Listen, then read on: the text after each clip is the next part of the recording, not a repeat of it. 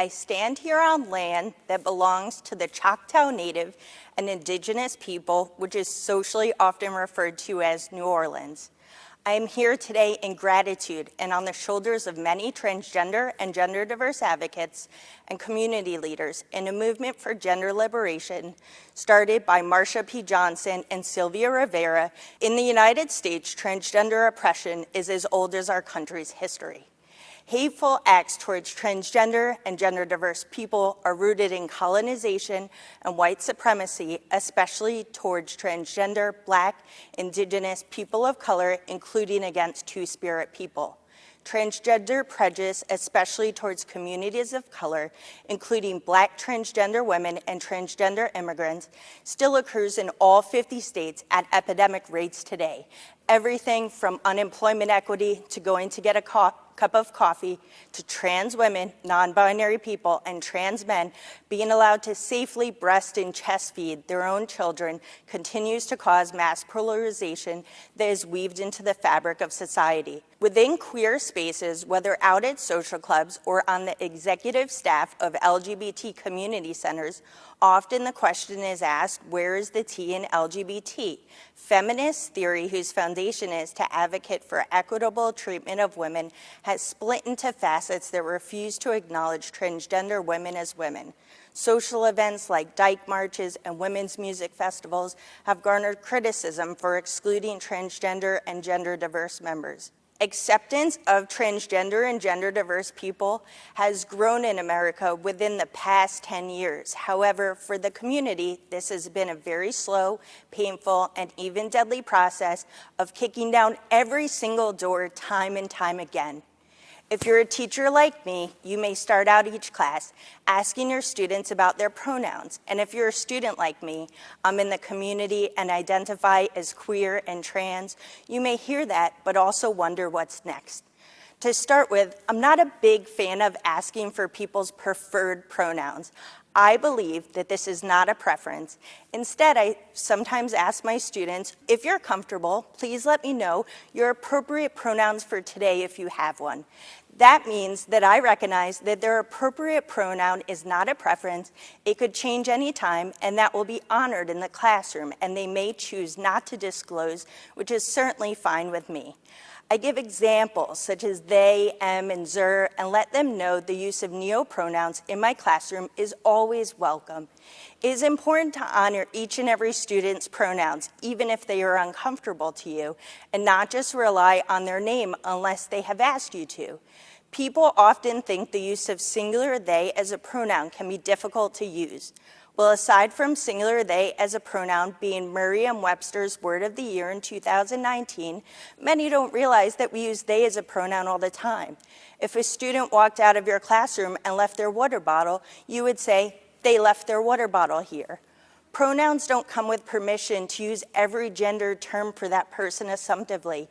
Each person has the autonomous right to be addressed how they feel is best. For example, someone may say, I use she, her pronouns, but please do not refer to me as lady or ma'am. We must separate pronouns from our expectations of people's gender identity and expression.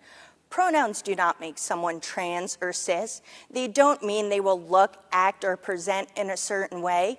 There is no one right way to identify or express oneself based on a certain identity within the transgender and gender diverse community.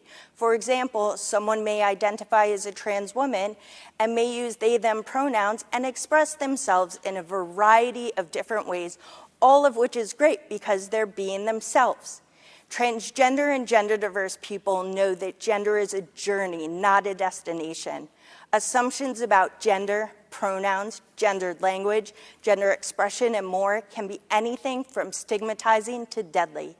If a student shares their pronouns in the classroom, you're not outing them by using that pronoun unless they've asked you not to use it outside of your classroom, even if they use a neopronoun or their appropriate pronoun is different than on their student record. It is important to acknowledge that even the professor who fumbles over their words as they ask for everyone's preferred pronoun may not be in best form, but they are taking a risk to appear as an ally. Our community makes mistakes, and I make mistakes through pronouns and competency. Sadly, I have in the past and will at some point again in the future. Unlearning what society has taught us about gender can be hard, especially when undoing an internalized process of gender that has been reinforced daily since we were born. The professor asking their students pronouns at the beginning of each class is also modeling good research by going to their source of their information firsthand. As a side note, you should probably not turn in a paper to this professor with a reference page full of Wikipedia citations. They know first source information. Asking pronouns is one thing, but getting them right every single time is not only another, but also extremely important. I unfortunately find that most cisgender people would apologize more about misgendering my dog than they would about misgendering a transgender or gender diverse person. Oh, I'm so sorry. I thought Lola looked so handsome in her raincoat. I'm so sorry. You're a beautiful puppy. And if you're transgender or gender diverse, you're probably thinking, that's right, a dog. You would apologize more about misgendering a dog than a human. The reality is that regardless if you introduce pronouns in an appropriate way or not, that does not define a transgender and gender diverse affirming classroom. Pronouns aren't always a direct connection to the transgender community and certainly don't define someone's gender identity. Some transgender and gender diverse people love that question while others don't. Either way, what comes next in the classroom in terms of equity and equality is very important. By now, you're hopefully asking yourself how you can create an affirming learning environment. If you're starting to realize that making the effort to ask about pronouns does not equate to the entire change we need, then you're getting it.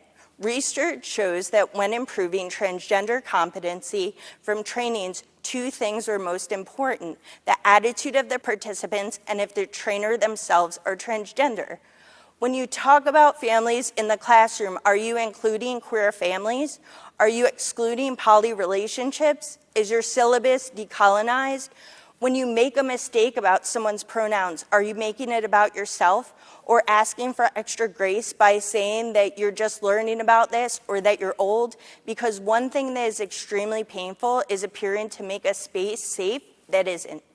If in the classroom you're asking about pronouns or perhaps have added your own pronouns into the signature line of your email, but then are implying nefarious things about people who are transgender and gender diverse by saying they are rebellious, authoritative, challenging, lying, difficult, resistant, defensive, hiding something, critiquing their body language, or there is something about them which seems whatever, and you just can't put your finger on it, but it's not their gender, then you have implicit bias. Cisgender people saying it's not about gender, it's about something else, does not mean it's not about gender. Also, please don't rationalize transgender prejudice by claiming to have gay friends, a sibling in the community, met someone who is transgender once before, have a queer relative, or attended a pride parade. Those actions may self-qualify you for allyship, but do not mean your actions are automatically free from bias.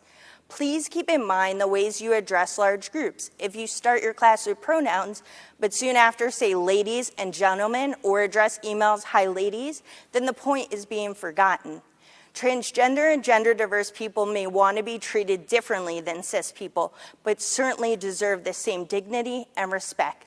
Cis people don't get to decide if they're being transphobic or have trans prejudice. Only transgender and gender diverse people can say that you're not. Remember, transgender and gender diverse competency when you are speaking, giving case examples, and presenting your research. Don't rely on transgender and gender diverse students to teach you and others their perspective or about these topics. Do your research, go into the classroom prepared. Take note of the environment and make sure when I go to the all-gender bathroom, down the hall is not a sign for the mother's room, because that can easily be changed to say lactation room. Having an expansive view of reproductive health that includes all transgender and gender diverse people is important. After all, I know plenty of people with post-pregnancy dad bods.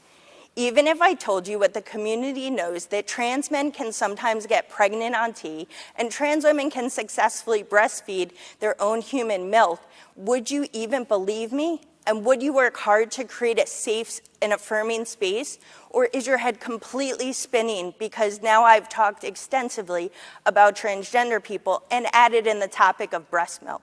I sure hope not. Take a moment and ask yourself if at your school, transgender and gender diverse students and employees are asked to show their ID badge more than their cisgender counterparts. Is it easy to change name records or email addresses? Is there an elevator in the building but 2 steps to get into my classroom? Or a weak, unstructured program for student visas and asylum seekers? Are trans people seen as a joke, made fun of, reduced to things like fashionistas? These are some of the signs of a not inclusive environment. Within your university, it is extremely important to see transgender and gender diverse representation in faculty and staff as well as students, especially including transgender and gender diverse Black, Indigenous, and people of color. This means people that actually work at the school as faculty, not research assistants, not IT support staff, faculty, teaching and research faculty. Transgender and gender diverse people have vast knowledge and intersectional experiences and are expert trainers on these topics as well as others. Regardless of if they have a master's degree, PhD, or doctorate, they have the life experience, which research shows is the biggest qualifier to train students and staff way more successfully than cisgender trainers of any education level or area of research.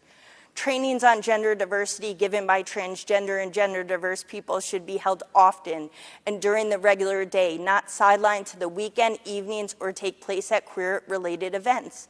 Lastly, it is many facets of privilege that have allowed me to be here today. As I say with teaching, I will say with this talk. I will be happy when every trans person is a speaker and teacher in this space, and to see many transgender, Black, and Indigenous people of color, including Black and Latinx transgender women in universities across the country and around the world as teachers, leaders, faculty, and board members. Let's work together to educate, implement, and organize. While asking pronouns may be very much appreciated in their correct context, these small efforts don't near add up to the changes we need. Allies certainly make a huge difference, but when it comes to creating transgender and gender diverse inclusive environments, cisgender people shouldn't be the ones deciding, are we there yet? While I've talked a lot about different ways transgender bias and prejudice exists in academia, take time to ask yourself, are you willing to address everything all at once? How far are you willing to go? Are we still going to be talking about this 10 years from now? I hope not. How much are you willing to risk privilege and comfort and create an affirming environment to show that all transgender and gender diverse lives matter? Taking small steps, few and far in between, has led to the current state that is unsafe, not affirming, and uncomfortable even on a good day. Many transgender and gender diverse people face severe oppression, unemployment, housing insecurity, violence, even murder because of transgender prejudice and systematic injustices that fail us every single day. This is especially true for Black transgender women who are being violently murdered at epidemic rates internationally and in this country. Even within LGBTQIA+ groups, there is a long history of excluding the rights of transgender and gender diverse people, with the belief that legislature would have a much easier time passing if sexual orientation was left in and gender identity and expression was saved for later. Don't save us for later. Transgender and gender diverse people are not a burden. We matter. We are here now. We have always been. I remember a while ago, I was working on the New York Blueprint for Progress to End AIDS by 2020 and had the tremendous honor of sitting next to Mark Harrington in the tag office. He drew a graph for me on a small party napkin showing how it would look to end the epidemic. I'll never forget his words. He said, "The end is one day when we reach no more deaths. The goal is to get to that day. But what we need to focus on today is bending the curve. We need to ask ourselves between now and that day, what happens to all the lives in between? We get to decide what happens to the lives in between. Go further than including appropriate pronouns. Fight for sweeping changes. Make time to advocate for all legislature. Work towards not only addressing misgendering, but being part of the solution of every single issue that transgender and gender diverse people face. Every single cause, both inside and outside of the classroom. It is not impossible to change all of this at once, and I ask you to think of the cost of not changing it all now. Bending the curve on trans justice is not taking things slowly when cis people are ready, measure by measure. It is fixing the system, a term for a system by cisgender people, for cisgender people, that excludes or diminishes transgender and gender diverse human rights. Don't ask yourself, is now the time to make all the changes? Instead, ask yourself, how many will be harmed if you don't?